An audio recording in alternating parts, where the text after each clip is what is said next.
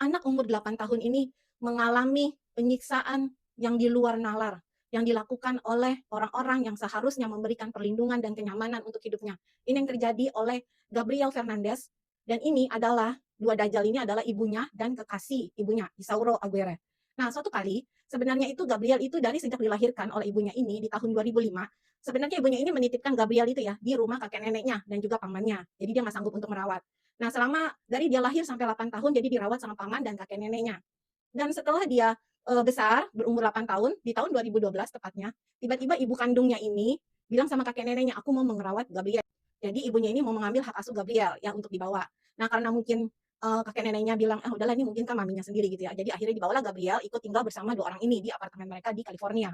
Nah, Gabriel tinggal bersama ibunya dan kekasih ibunya ini sekitar 8 bulan. Tapi selama 8 bulan itu, dia mendapatkan perlakuan yang sangat-sangat kejam dan tidak manusiawi.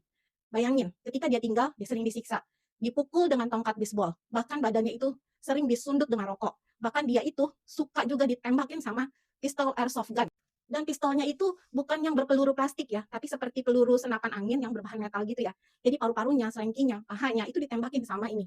Dajjal ini ya, si Aguirre ini. Nah, jadi si Aguirre ini itu dia punya alibi kenapa gue siksa si Gabriel. Dia bilang katanya dia ini LGBT, jadi dia nggak suka gitu loh. Jadi makanya disiksa, tidak dikasih makan, tidur ditaruh di dalam lemari gitu ya. Bahkan dia itu disuruh makan muntahnya sendiri. Bahkan dia pernah dikasih makanan kucing. Segitu sadisnya gitu ya. Sebenarnya guru-guru di sekolahan tempat Gabriel bersekolah ini sudah melaporkan ke pihak dinas sosial bahwa ketika gurunya melihat Gabriel ini kok di tubuhnya itu banyak sundutan rokok, banyak luka-luka, banyak lebam gitu kan. Dan Gabriel itu juga selalu bilang, "Aku takut pulang ke rumah, aku takut nanti ketika aku pulang, aku dipukul sama ibuku," dia bilang gitu kan. Jadi beberapa kali sebenarnya guru-guru di sekolahannya itu sudah melapor ya ke pihak dinas sosial. Tapi ketika pihak dinas sosial datang ke rumah mereka dan entah bagaimana, tidak dibawa gitu Gabrielnya. Dan mereka pikir ya udah nggak apa-apa gitu-gitu. Jadi beberapa kali itu lolos gitu ya, dan Gabriel tetap dirawat sama kedua orang ini. Kemudian tepatnya pada bulan Mei 2013, ibunya ini si Pearl ini tiba-tiba menelpon emergency services dan dia bilang, "Tolong kata Gabriel anak saya ini tidak bisa bernafas, berhenti bernafas setelah terjatuh." Nah, kemudian tim medis datang ya untuk memeriksa keadaan Gabriel.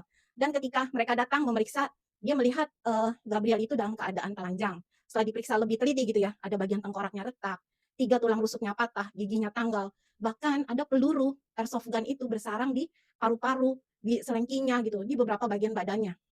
Akhirnya pada 24 Mei 2013, Gabriel dinyatakan meninggoy gitu ya, karena siksaan yang begitu kejamnya.